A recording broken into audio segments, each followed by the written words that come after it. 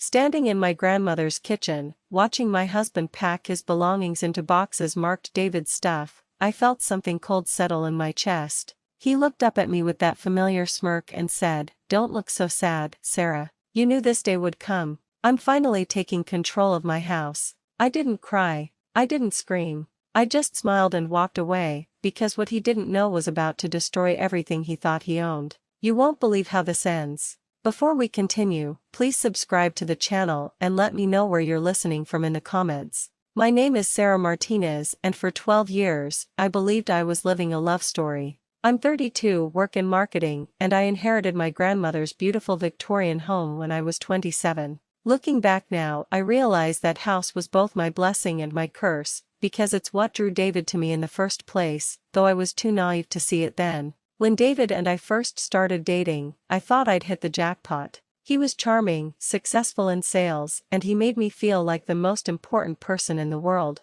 Our whirlwind romance lasted 8 months before he proposed, and I was floating on cloud 9. He was everything I thought I wanted: confident, take charge, ambitious. What I didn't realize was that these same qualities would become the weapons he'd use against me. The first red flag should have been obvious, but love makes you blind to the most glaring warnings. 3 days after David moved into my grandmother's house, I came home from work to find him rearranging the living room. My grandmother's antique furniture, pieces that had been in our family for generations, were pushed against the walls like unwanted relics. "This place needs a man's touch, babe," he said, not even looking up from where he was positioning his oversized leather recliner in the center of the room. "Good thing I'm here to fix your grandmother's outdated choices. We need to make this place feel like ours, you know." I felt a knot in my stomach, but I forced myself to smile.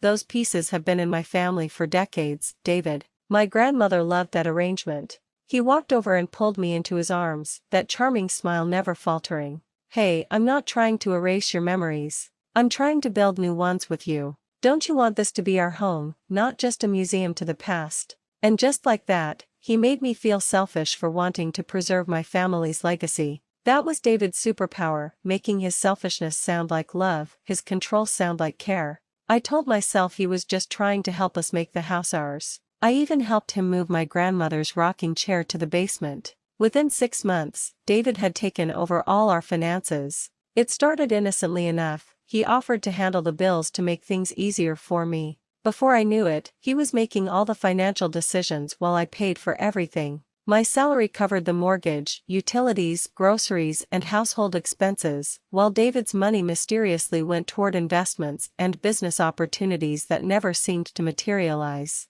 "I'm building our future, Sarah," he'd say whenever I questioned where his paycheck went. "Someone has to think big picture while you handle the little stuff." That's how partnerships work. I started second-guessing every financial decision I made. Did I really need that new work outfit? Was I being frivolous buying organic groceries? David had a way of making me feel guilty for spending money on anything that wasn't absolutely essential, even though it was my money paying for our life. But the real poison came from his family. David's mother, Linda, was a master manipulator disguised as a sweet, concerned mother-in-law. During our first holiday dinner at her house, she spent the entire evening singing the praises of Stephanie, some woman from David's office. "David could have married anyone, you know," Linda said, loud enough for the entire table to hear while I was helping clear dishes.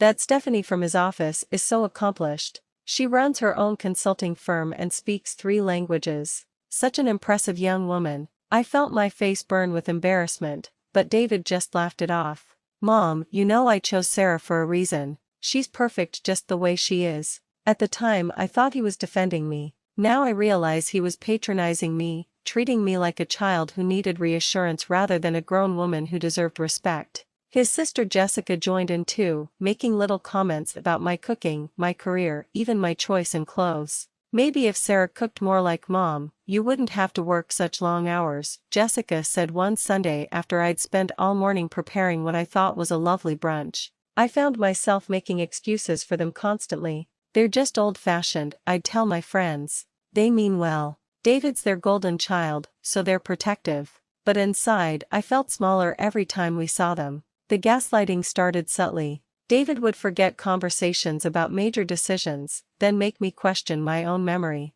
I'd remind him about something we'd discussed, and he'd look at me with genuine confusion. "I never said that, Sarah. Are you sure you're remembering correctly? You've been so stressed at work lately, maybe you're mixing up conversations." My friends started noticing how often I second-guessed myself. "Are you okay?" my best friend Jenny asked one day after I'd asked her 3 times if she was sure about plans we'd made. "You seem really anxious lately." But I brushed off her concerns. Maybe I was being too sensitive. Maybe work stress was affecting my memory. David was probably right, I needed to relax more, trust his judgment more. After all, he loved me, right? The breaking point of this phase came at David's 30th birthday party. I'd spent weeks planning the perfect celebration at our house, cooking all his favorite foods and decorating with care. The party was in full swing when Linda made her announcement. "We're so proud that David found such a nice house for Sarah to live in," she declared loudly, wine glass raised. "Our boy always did have excellent taste in real estate." My blood froze. I tried to politely correct her. "Actually, Linda, this was my grandmother's house. I inherited it before David and I even met." The conversation stopped. David laughed, but there was something cold in his eyes. "Mom, you know how Sarah gets about technicalities. Let's just enjoy the party, shall we?" Everyone laughed along with him, but I felt like I was drowning. Technicalities? This was my family home, my inheritance, my sanctuary. But somehow I was the one being made to feel ridiculous for clarifying the truth. That night, lying in bed in my grandmother's room, I finally admitted to myself what I'd been trying to ignore for 3 years. This wasn't accidental. The comments, the financial control, the constant undermining, it was all systematic. David and his family weren't just thoughtless or old-fashioned. They were deliberately rewriting the narrative of my life, erasing my contributions, and positioning David as my savior rather than my equal partner. But I still wasn't ready to face the full truth. I told myself that marriage was about compromise, that love meant working through difficulties. I had no idea that this was just the beginning, and that David's cruelty would escalate to levels I never thought possible. Looking back now, I wish I could shake that 29-year-old woman and tell her to run. But maybe I needed to experience everything that came next to finally find the strength to reclaim my power. Because sometimes, the worst betrayals lead to the most satisfying revenge. That realization should have been my wake-up call, but instead, I spent the next 9 years making excuses and trying harder to save a marriage that was slowly killing my soul. What I'm about to tell you will make you want to reach through this screen and shake me, but I need you to understand how expertly David dismantled my self-worth, piece by piece, until I barely recognized myself.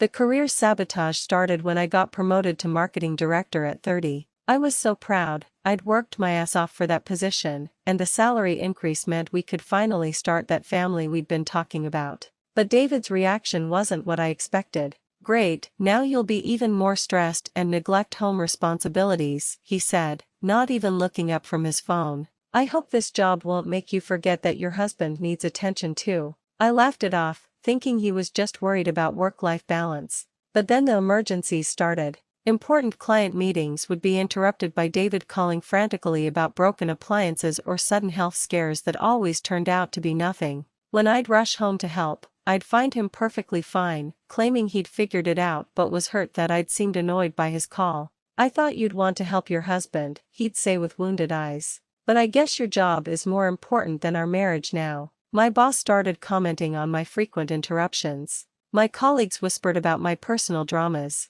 I began declining opportunities, working late to make up for lost time, and eventually stopped mentioning my achievements at home. It was easier than dealing with David's passive-aggressive comments about my selfishness. Linda made sure to twist the knife deeper. "Career women never make good wives," she'd say during our monthly dinners that I couldn't escape. Poor David. He needs a partner who puts family first. Meanwhile, David was systematically isolating me from my support system. My college friends became bad influences who filled my head with feminist nonsense. My work colleagues were just using me. Even my cousin Maria, who I'd been close to since childhood, was branded as jealous of our happiness. The worst part was how he'd create scenes whenever I got attention. At my company Christmas party, when my boss publicly praised a campaign I'd led, David stood up during the speech and loudly interrupted she couldn't have done it without all the support at home. Behind every successful woman, right? Everyone laughed awkwardly while I wanted to disappear into the floor.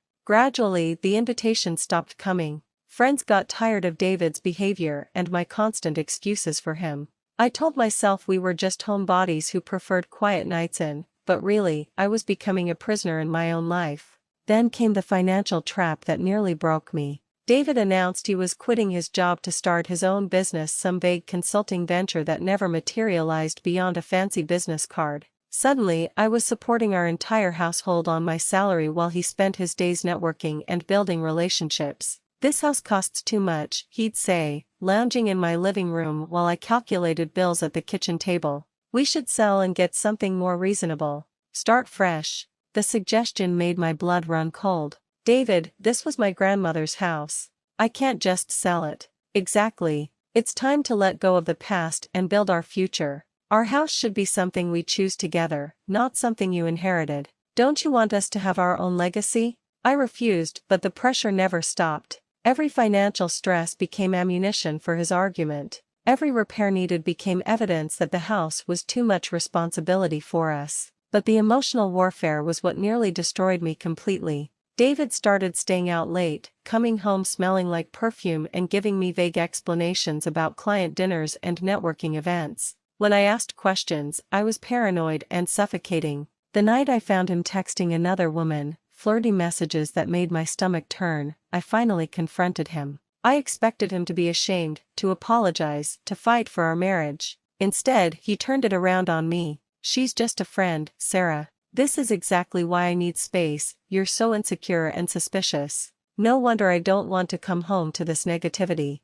Linda backed him up completely. "Men need understanding wives, not suspicious ones," she told me when I made the mistake of confiding in her. "David is a good man who works hard. Maybe you should focus on being more supportive instead of looking for problems." I actually started going to therapy, convinced that my trust issues were ruining my marriage. I spent months learning communication techniques and working on my insecurity while David continued his emotional affairs and blamed me for driving him away. The breaking point came during the worst week of my life. On Monday, at my company's annual celebration dinner, David loudly announced to my colleagues, "Sarah's lucky I handle all the real decisions at home. She'd be lost without me managing our house and finances." My coworkers looked uncomfortable. My boss's wife actually winced. But I smiled and made excuses, claiming David had had a long day. Inside, I was dying of humiliation. Wednesday brought the family ambush that finally opened my eyes. Linda called me at work, her voice dripping with false concern.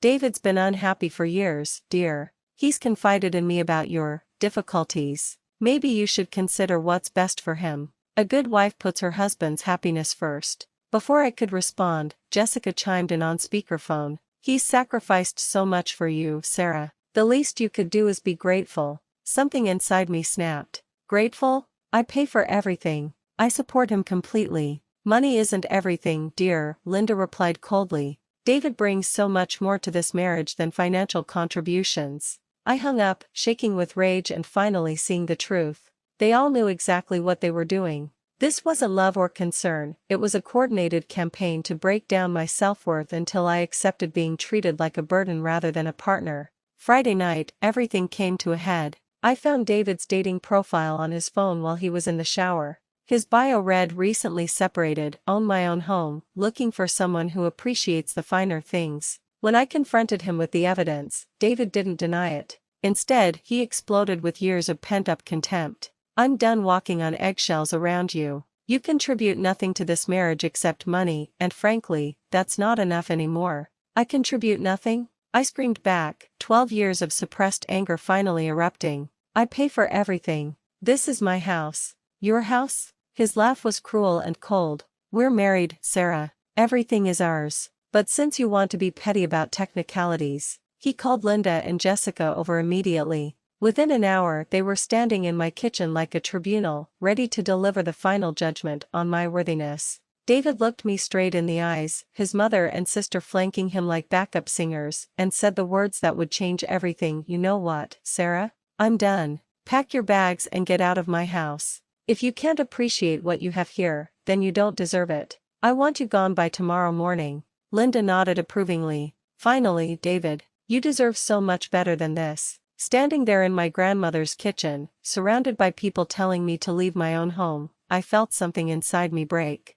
But it wasn't my spirit breaking, it was the spell they'd cast over me for 12 years finally shattering. I didn't cry. I didn't beg. I looked at all three of them and said quietly, "Okay, I'll pack tonight." The calm acceptance in my voice seemed to shock them. David had expected tears, pleas, promises to change. Instead, I turned and walked upstairs to start packing, leaving them standing in confused silence. They had no idea what they'd just unleashed. That night, while David celebrated his victory downstairs with his mother and sister, I packed with a strange sense of peace. I took only my clothes, jewelry, and personal photos, nothing that belonged to the house. As I folded each item, I could hear them redesigning my grandmother's kitchen, discussing which of David's friends he should invite over now that he had his space back. "You should call that lovely Stephanie tomorrow," Linda suggested. "Now that you're free, you can find someone who truly appreciates you." I left my house key on the kitchen counter and walked out without a word.